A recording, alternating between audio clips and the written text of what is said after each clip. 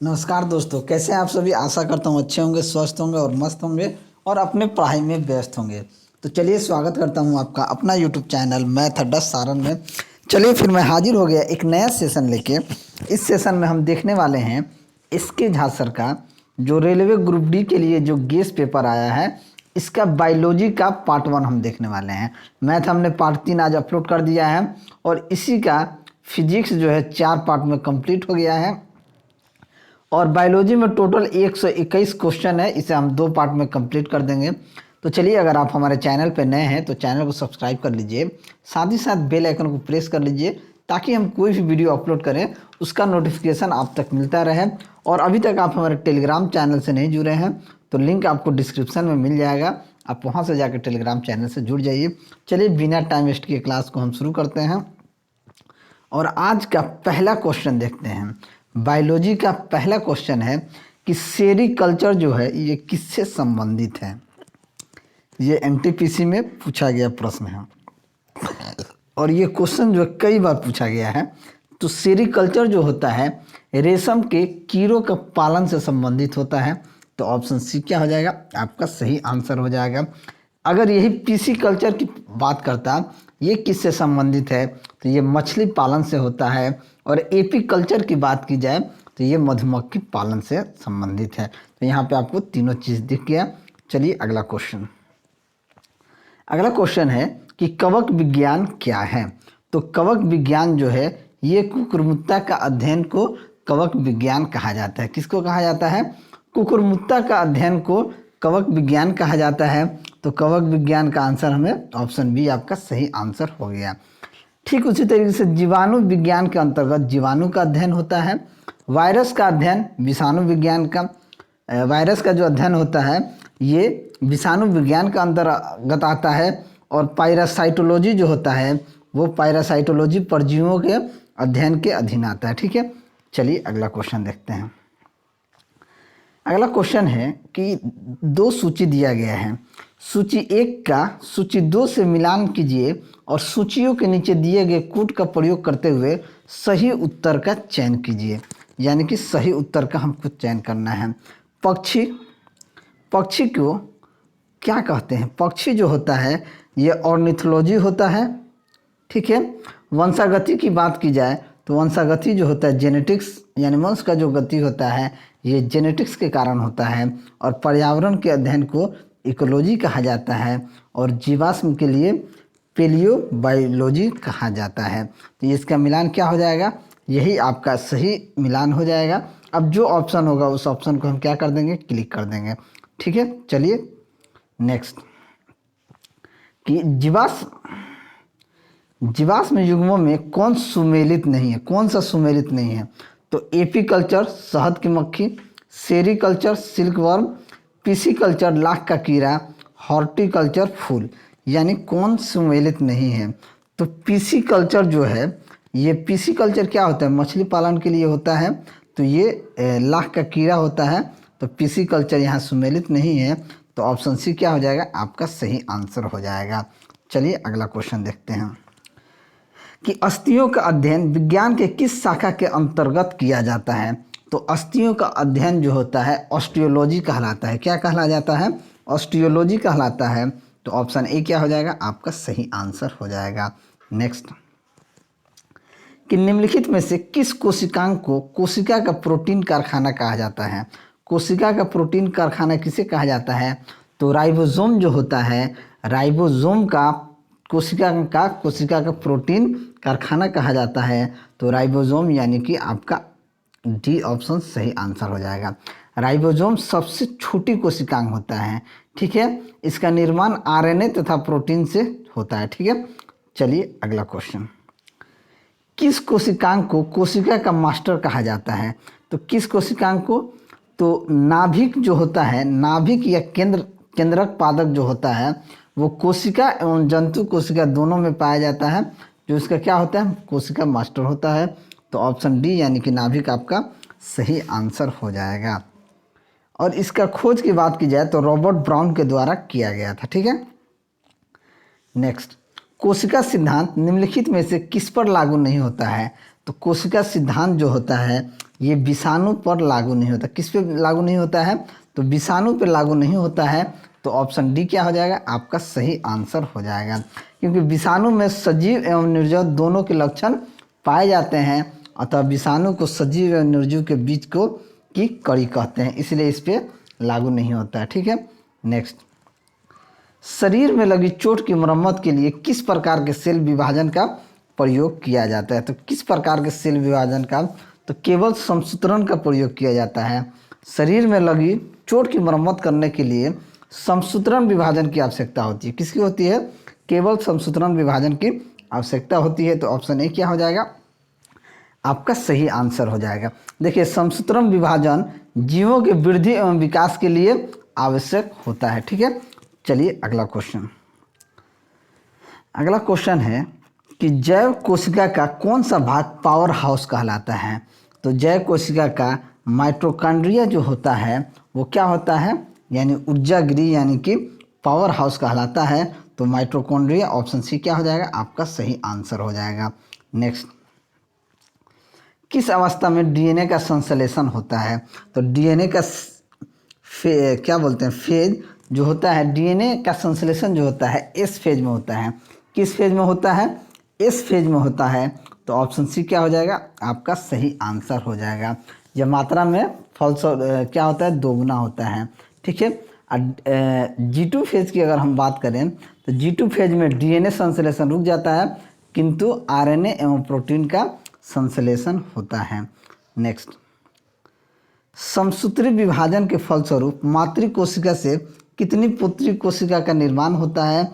तो समसूत्री विभाजन में एकमात्र कोशिका से दो पुत्री कोशिका का निर्माण होता है। एकमात्र कोशिका से दो पुत्री कोशिका का निर्माण होता है।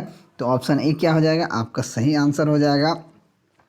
यह विभाजन कायिक कोशिका में होता है।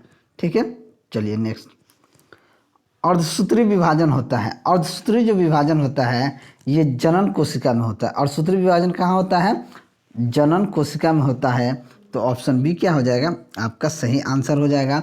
इस विभाजन के फलस्वरूप शुक्राणु एवं अंडाणु का निर्माण होता है। चलिए अगला क्वेश्चन, समसूत्री विभाजन में पुत्री कोशिका में गुणसूत्रों की संख्या मातृ कोशिका में उपस्थित गुणसूत्रों की संख्या की कितनी होती है? तो ये समसूत्री विभाजन में पुत्री कोशिका में गुणसूत्रों की संख्या मातृ कोशिका में उपस्थित गुणसूत्रों की संख्या की क्या होती है? बराबर होती है। तो ऑप्शन ए क्या हो जाएगा? आपका सही आंसर हो जाएगा। चलिए अगला क्वेश्चन देखते हैं कि बाइल का स्रोत क्या होता है? तो बाइल पित्त जो होता है इसका निर्माण कहाँ होता है? तो ये जिगर में होता है। ये बाइल यानी पित्त का निर्माण यकृत में होता है तथा पित्त पित्ताशय में जमा होता है। तो ये यकृत यानी कि जिगर में। तो ऑप्शन बी क्या हो जाएगा? आपका सही आंसर हो जाएगा। यकृत का अगर औसत वजन देखें तो 1500 ग्राम या 1.5 kg 1.5 kg होता है। ठीक है, नेक्स्ट, मानव शरीर का सबसे बड़ा आंतरिक अंग कौन सा होता है? तो मानव शरीर का सबसे बड़ा आंतरिक अंग जो होता है यकृत होता है। तो ऑप्शन ए क्या हो जाएगा? सही आंसर हो जाएगा। यह शरीर के ताप को क्या करता है? नियंत्रित करता है। नेक्स्ट, दांत का एनामेल किससे बना है? तो दांत का एनामेल जो है ये कैल्शियम फास्फेट का बना होता है। क्या होता है? कैल्शियम फास्फेट का बना होता है।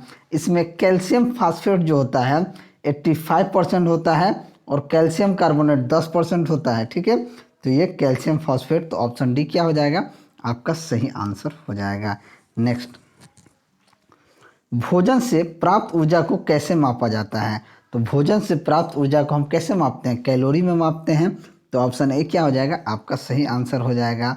ठीक है, तापमान को केल्विन में मापा जाता है और विद्युत धारा को एम्पियर में मापा जाता है। नेक्स्ट, निम्नलिखित में से किसमें होमोडोंट दांत पाए जाते हैं? तो होमोडोंट दांत जो है ये मछली में पाया जाता है। तो ऑप्शन ए क्या हो जाएगा? आपका सही आंसर हो जाएगा। वैसा जीव जिनके जबड़े पर निकलने वाले सभी दांत एक ही प्रकार के होते हैं होमोडोंट कहा जाता है। जैसे सांप, छिपकली, कछुआ, मछली, ये सब क्या होते हैं? इनके दांत जो होते हैं होमोडोंट होते हैं। अगर देखिए मानव, तेंदुआ, घोड़ा में हेटेरोडोंट दांत होते हैं। मानव, तेंदुआ, घोड़ा में हेटेरोडोंट दांत होते हैं और वैसे जीव जिनके जबड़ों पर भिन्न प्रकार के दांत होते हैं उसे ही हेटेरोडोंट कहलाता है, जैसे मनुष्य, हाथी, कुत्ता, बिल्ली, डॉल्फिन इत्यादि जो होते हैं। ठीक है। नेक्स्ट, मानव शरीर में पाचन का अधिकांश भाग किस अंग में संपन्न होता है? तो पाचन का अधिकांश भाग जो होता है ये छोटी आंत में होता है। कहाँ होता है?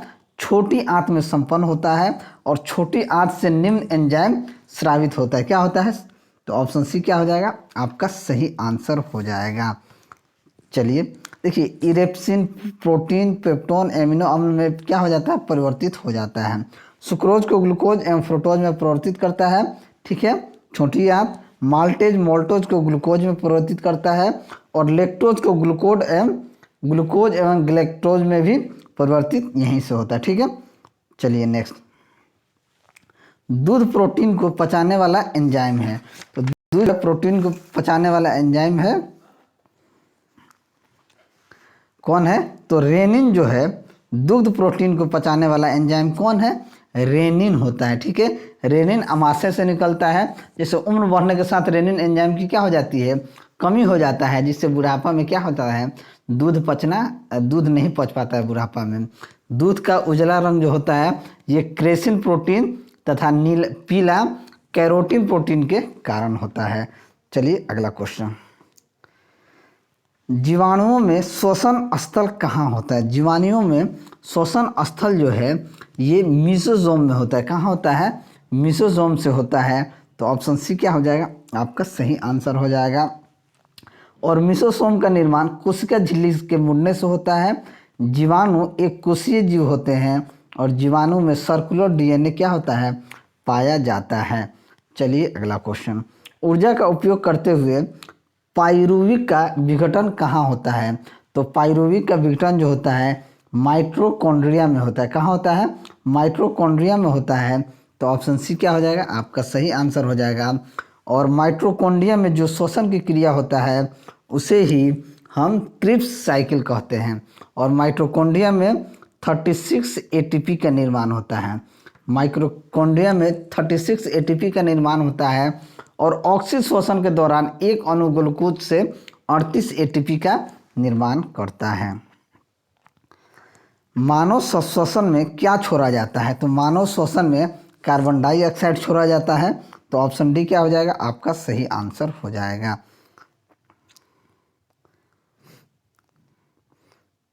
चलिए अगला क्वेश्चन है कि हमारे शरीर में ऊर्जा प्रदान करने के लिए निम्नलिखित में से कौन सा O2 से जुड़ता है? तो O2 से कौन जुड़ता है? तो ग्लूकोज जुड़ता है। हमारे शरीर में ऊर्जा प्रदान करने के लिए ऑक्सीजन ग्लूकोज से प्रतिक्रिया करता है। किससे करता है? ग्लूकोज से। तो ऑप्शन डी क्या हो जाएगा? आपका सही आंसर हो जाएगा। ठीक है, श्वसन के दौरान ग्लूकोज से ही ऊर्जा प्राप्त होता है, इसलिए शरीर के लिए ऊर्जा को एकमात्र स्रोत ग्लूकोज है। ठीक है, अब देखिए इसका इक्वेशन है C6H12O6 प्लस 6O2 से अभिक्रिया करके 6CO2 प्लस 6H2O प्लस ऊर्जा का निर्माण होता है। ठीक है, बंद खानों यानी माइंस में दुर्घटना का क्या कारण है? तो बंद माइन में दुर्घटना का कारण होता है CO। क्या होता है? बंद कारखानों में दुर्घटना के कारण क्या होता है? तो यह कार्बन मोनोऑक्साइड होता है। तो यानी कि ऑप्शन बी क्या हो जाएगा? आपका सही आंसर हो जाएगा। और CH4 को कीचड़ मार्क्स गैस कहते हैं। ठीक है, चलिए, एक स्वस्थ व्यक्ति का रक्तदाब होता है, एक स्वस्थ व्यक्ति का रक्तदाब 120/80 होता है। तो ऑप्शन सी क्या हो जाएगा? आपका सही आंसर हो जाएगा। ठीक है, जब हृदय सिकुड़ता है वैसी स्थिति में जो दाब होता है उसे सिस्टोलिक दाब कहते हैं। इसका मान 120 mm या Hg में होता है। और जब हृदय फैलता है वैसी स्थिति में जो दाब होता है उसे डायस्टोलिक दाब कहते हैं। इसका मान क्या होता है? 80 mm होता है। और रक्त दाब मापने वाले यंत्र को एस्फाइगोनोमैनोमीटर कहते हैं। ठीक है, चलिए नेक्स्ट, निम्नलिखित में कौन सा प्लाज्मा प्रोटीन रक्त के स्कंदन में निहित होता है? तो प्लाज्मा प्रोटीन रक्त के स्कंदन में निहित होता है फाइब्रिनोजन में तो ऑप्शन सी क्या हो जाएगा आपका सही आंसर हो जाएगा। देखिए फाइब्रिनोजन एवं प्रोथ्रोम्बिन जो है प्लाज्मा प्रोटीन है जो रक्त स्कंदन यानी थक्का में क्या होते हैं, सहायक होते हैं। ठीक है, चलिए अगला क्वेश्चन। इनमें से कौन सा रक्त समूह यूनिवर्सल दाता माना जाता है? यूनिवर्सल दाता कौन माना जाता है? तो वो जो है यूनिवर्सल दाता माना जाता है। तो ऑप्शन बी क्या हो जाएगा आपका सही आंसर हो जाएगा। चलिए देखिए, जो ओ होता है सार्वभौमिक रक्तदाता, ओ रक्त समूह होता है। ओ रक्त समूह में एंटीजन नहीं पाया जाता है। अगर रक्त समूह ए बी को सर्वग्राही रक्त समूह कहा जाता है और ए बी में एंटीबॉडी प्रतिरक्षी नहीं पाया जाता है। रक्त में सफ़ेद रक्तकण डैश होते हैं। तो रक्त में सफ़ेद रक्तकण जो होते हैं शरीर में संक्रमण से बचाने का कार्य करते हैं। तो शरीर में संक्रमण से बचाते हैं। तो ऑप्शन सी क्या हो जाएगा आपका सही आंसर हो जाएगा। देखिए डब्ल्यूबीसी का आकार अनियमित होता है और डब्ल्यूबीसी की संख्या देखा जाए तो 8000 से 10,000 प्रति घन मिलीमीटर होता है।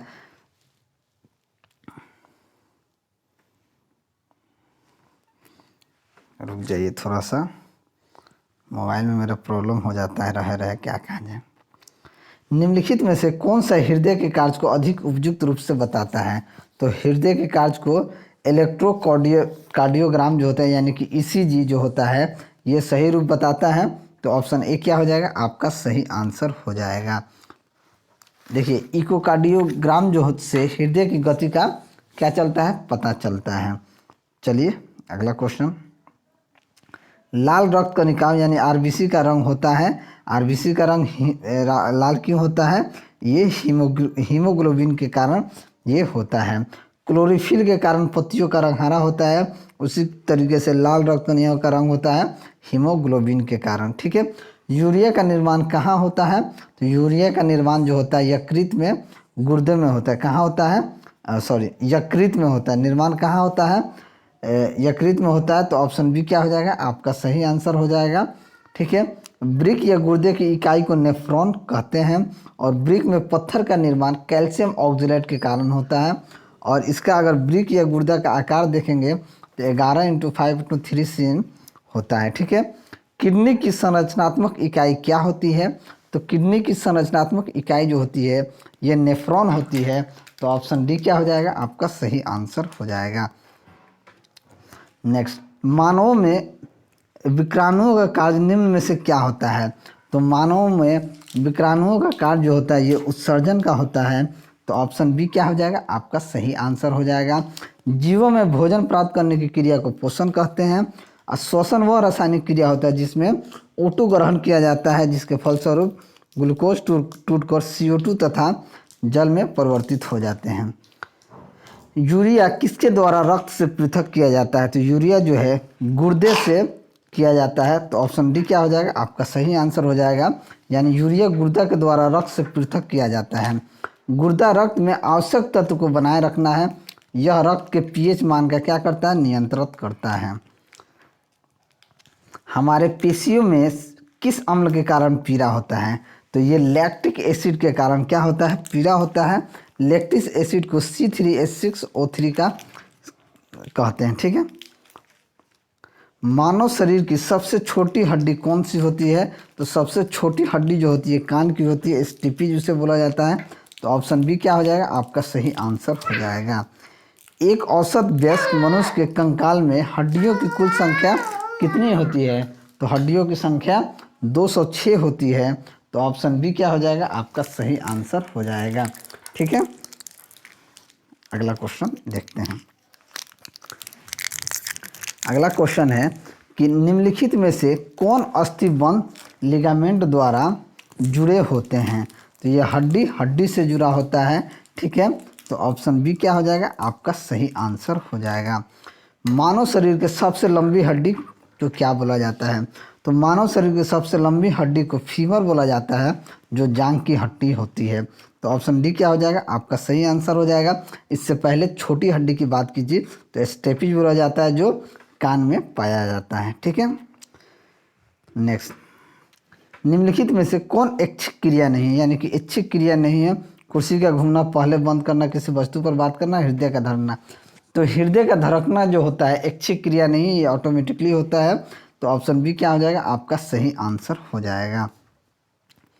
नेक्स्ट, मैंने अपने हाथ को आग से वापस खींच लिया, इस तरह की कार्रवाई के लिए कौन सा अंग जिम्मेदार है? तो इसके लिए मेरुरज जो है, मैंने अपने हाथ को आग से वापस खींच लिया, इस तरह की कार्यवाही के लिए मेरुरज जो है, मेरुरज जिम्मेदार है। तो ऑप्शन बी क्या हो जाएगा, आपका सही आंसर हो जाएगा। ठीक है।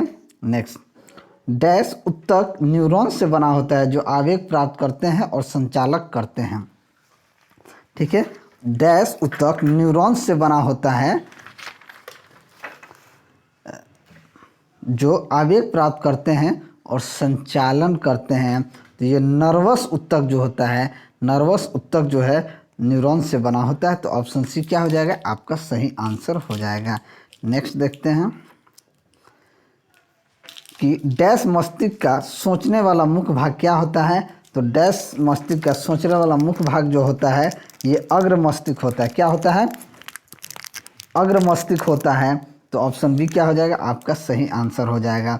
देखिए, मेडुला द्वारा आवेगों का चालन मस्तिष्क और मेरुरज के बीच होता है, और मेरुरज जो होता है मस्तिष्क से आने वाले या जाने वाले उद्दीपनों को क्या करता है, वो संवहन करता है। चलिए अगला क्वेश्चन, श्वसन की क्रिया को नियंत्रित कौन करता है? तो श्वसन की क्रिया को मेडुला ऑब्लोंगाटा नियंत्रित करता है। क्या करता है? मेडुला ऑब्लोंगाटा जो होता है ये नियंत्रित करता है। तो ऑप्शन बी क्या हो जाएगा, आपका सही आंसर हो जाएगा। नेक्स्ट, पुरुष में प्राथमिक यौन अंग कौन सा होता है? तो प्राथमिक यौन अंग जो होता है ये वृषण होता है, यानी कि टेस्टिस होता है। क्या होता है? तो ऑप्शन बी क्या हो जाएगा, आपका सही आंसर हो जाएगा। ठीक है। और स्पर्म का निर्माण तथा मेल सेक्स हार्मोन का निर्माण वृषण में ही होता है, और टेस्टिस के बाहर एक पतली जैसी होती है जिसे वृषण कोष कहते हैं। ठीक है। चलिए अगला, मानव प्रजनन प्रणाली का कौन सा हिस्सा माँ के रक्त से भ्रूण को पोषण प्राप्त करने में मदद करता है? तो गर्भनाल जो होता है माँ के रक्त से भ्रूण को पोषण करने में मदद करता है। ठीक है। तो ऑप्शन ए क्या हो जाएगा, आपका सही आंसर हो जाएगा। गर्भनाल जो होता है माता और भ्रूण के शरीरों में संबंध स्थापित करने वाला होता है, और गर्भनाल को अपरा भी कहा जाता है। मादा रोगाणु कोशिकाएं या अंडे किसमें निर्मित होते हैं? तो ये अंडाशय यानी कि ओवरी में निर्मित होते हैं। तो ऑप्शन सी क्या हो जाएगा, आपका सही आंसर हो जाएगा। नेक्स्ट, निम्नलिखित में से कौन सा मादा प्रजनन तंत्र का एक हिस्सा नहीं है? अंडाशय, योनि, गर्भाशय, शुक्रवाहिका। तो शुक्रवाहिका जो होता है ये मादा प्रजनन का हिस्सा नहीं है। तो ऑप्शन डी क्या हो जाएगा, आपका सही आंसर हो जाएगा। ठीक है। शुक्रवाहिका जो होता है शुक्राणु को शुक्राशय तक पहुंचाने का कार्य करता है। पुरुष में कितने अंडकोश होते हैं? तो पुरुष में एक अंडकोश की संख्या कितनी होती है? एक। तो पुरुष में वृषण की संख्या 2 होता है। ठीक है। पुरुष में वृषण की संख्या 2 होता है और अंडकोश की संख्या 1 होता है। नेक्स्ट, यौन प्रजनन में माता पिता का योगदान होता है अपने जीन का आधा हिस्सा। यौन प्रजनन में माता पिता का योगदान होता है अपने जीन का आधा हिस्सा। तो ऑप्शन ए क्या हो जाएगा, आपका सही आंसर हो जाएगा। एक सामान्य मानव शरीर कोशिका में क्रोमोसोम होती है, तो क्रोमोसोम 46 होता है। तो ऑप्शन डी क्या हो जाएगा, आपका सही आंसर हो जाएगा। 44 गुणसूत्र को ऑटोसोम कहते हैं, और ऑटोसोम शरीर के निर्माण में सहायक होता है। 2 गुणसूत्र को सेक्स क्रोमोसोम कहते हैं, यह लिंग के निर्धारक में क्या होता है, सहायक होता है। और क्रोमोसोम कितने होते हैं, 46 होते हैं। चलिए अगला क्वेश्चन, निम्नलिखित रोगों में से कौन सा एक आनुवंशिक विकार है? तो थैलेसीमिया, एनीमिया, रतौंधिक कैंसर। तो कौन सा एक आनुवंशिक विकार है? तो थैलेसीमिया जो होता है आनुवंशिक विकार है। तो ऑप्शन ए क्या हो जाएगा, आपका सही आंसर हो जाएगा। अगला क्वेश्चन, मेंडल के नियम तभी लागू होते हैं जब माता पिता शुद्ध प्रजनक होते हैं। तो ऑप्शन ए क्या हो जाएगा, आपका सही आंसर हो जाएगा। ठीक है। अगला क्वेश्चन देखते हैं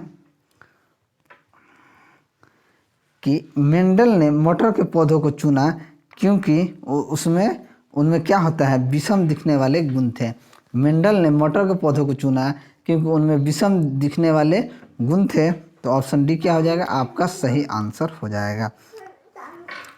ओरिजिन ऑफ स्पीसीज नामक पुस्तिका किसके द्वारा लिखी गई है? तो ये पुस्तक जो है चार्ल्स डार्विन ने लिखा है। किसने लिखा है? चार्ल्स डार्विन द्वारा लिखा गया है। तो ऑप्शन सी क्या हो जाएगा, आपका सही आंसर हो जाएगा। फिलोसफी जूलॉजिकल नामक पुस्तक को लैमार्क पुस्तक के लेखक कौन थे? लैमार्क जो थे ये फिलोसफी जूलॉजी थे, और सिस्टेमा नेचुरा पुस्तक के लेखक कैरोलस लिनियस थे। ठीक है, चलिए।